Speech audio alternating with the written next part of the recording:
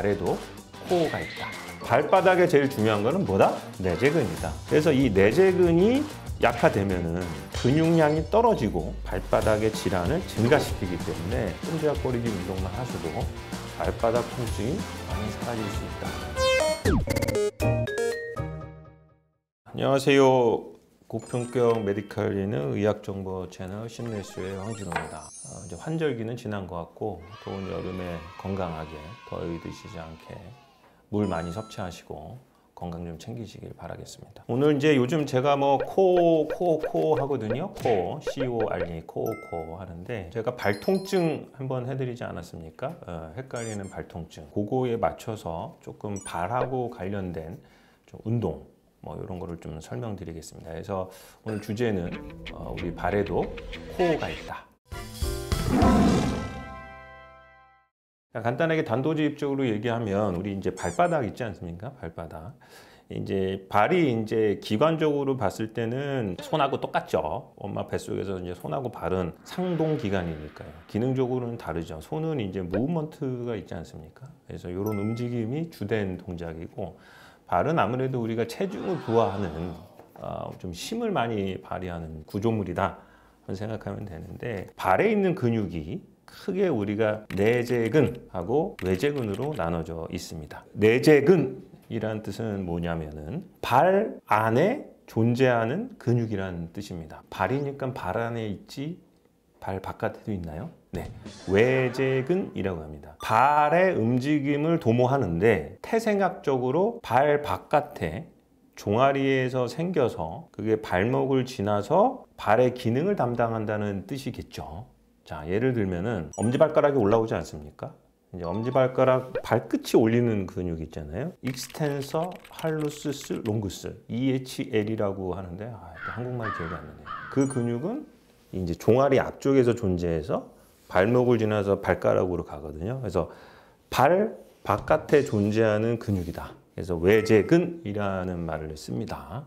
그렇지만 특히 우리가 이 발바닥에는 정형외과 의사 또는 해부학을 하는 의과대 학생은 발에 있는 4레이어라는 걸 외우게 되거든요.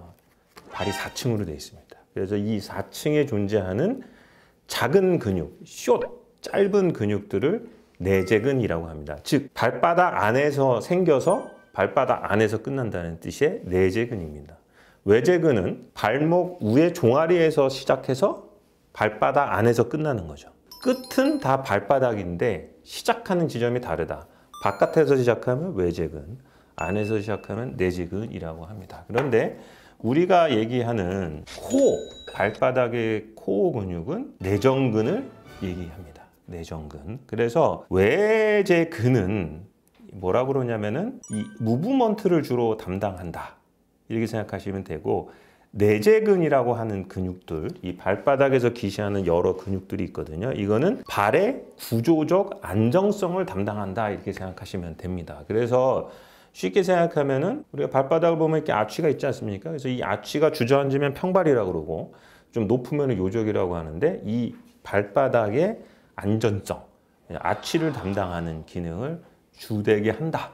이렇게 생각하시면은 내재근의 기능을 할 수가 있습니다. 그래서 이제 많은 발바닥 통증을 유발하는 것 중에 하나가 아치가 무너져서 생기는 거죠. 그래서 예를 들어서 족저근막염, 그것도 영어로는 되게 어려운 윈들리스 메커니즘이라고 해서 이걸 당겨주는 거에서 아치를 상승시키는 건데 이 플란타 파샤라고 하는 족저근막이 주저앉으면서 생기는 거죠. 근데 이 근막 자체의 힘도 중요하지만 이거를 받쳐주는 내재근의 펑션이 기능이 되게 중요하다.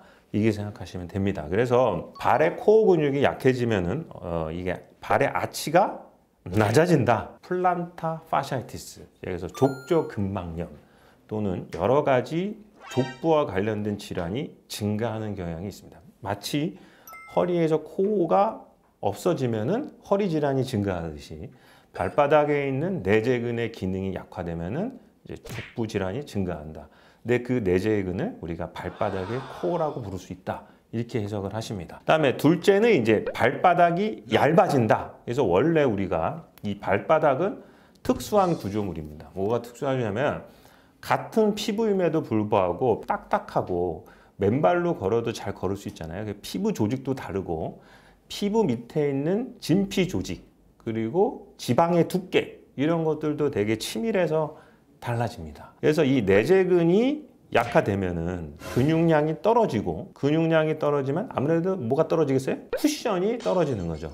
그러면서 그것 또한 족저 근막염이나 여러 가지 지간신경종, 평발 이런 것들에 의한 통증이 증가한다.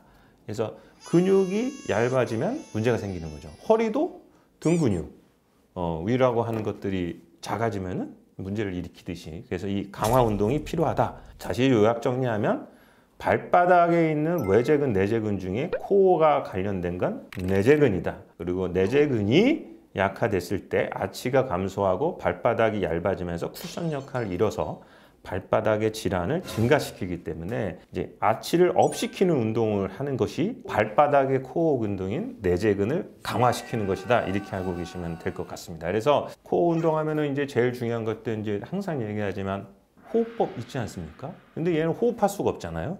그래서 요 발바닥 아치 운동을 한 세트 10회씩 하루에 한 3번 정도 해주면은 좋을 것 같습니다. 그래서 첫 번째 여기 그림이 나올 겁니다. 앉은 상태에서 발을 평평하게 발바닥에 해주고 꼼틀거리는 겁니다. 꼼틀거려서 마치 A4 용지를 대고 있으면 A4 용지를 끌어당기면 얘가 쭉 잡아당기는 거죠. 그런 식으로 이 운동을 해주면은 아치를 올려주는 거를 이 그림에서 보시처럼 할 수 있습니다. 그래서 쉽게 생각하면 이제 종이나 헝겊 위에서 하시면은 실제적으로 이게 끌려오는 거를 연습을 하시면은 이게 발바닥의 코어 운동이 되겠습니다. 주의해야 될 게 뭐냐면 발가락에 힘을 주면은 이게 발가락 끝만 우물거릴 수 있거든요. 무슨 소리냐면 발가락을 꼬물거리는 운동의 근육은 외재근도 담당을 하고 있다는 뜻이에요. 그래서 요것만 꿈틀꿈틀 대면은 외재근이 튼튼해지는 것이 내재근이 튼튼해지는 것이 아니기 때문에 이 가운데 있는 발바닥에 있는 아치가 상승되는 느낌으로 끌어당겨 주셔야지 발가락만 꼼틀꼼틀꼼틀 대면 뭐다? 외재근 운동이 된다. 아치를 높이 상승시키는 느낌을 가져야 된다. 이렇게 생각하시면 됩니다. 그리고 쥐 조심하셔야 돼요. 이거 발가락 하다가 쥐날 때가 있기 때문에 그 발바닥의 지압을 이용해서 해주는 게 좋고 지압 같은 경우는 이제 제일 중요한 게 뭐냐면 폼롤러, 종아리 폼롤러에서 발바닥 마사지 해주려고 하십니까? 그렇게 하셔도 되고 또 하나 좋은 거는 골프공을 갖다 놓고 아치를 비벼주시면은 스트레칭 하는데 많은 도움이 되고 쥐를 방지할 수가 있습니다. 그래서 저 같은 경우는 이제 골프공 쓰라고 하고요. 그 골프공도 없다. 그럼 바카스병 있죠.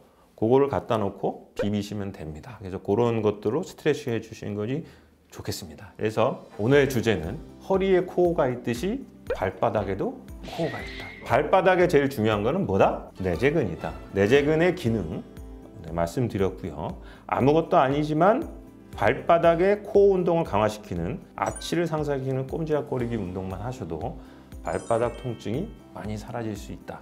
이렇게 하시면 되겠습니다. 이상 힘내쇼의 황진호였습니다.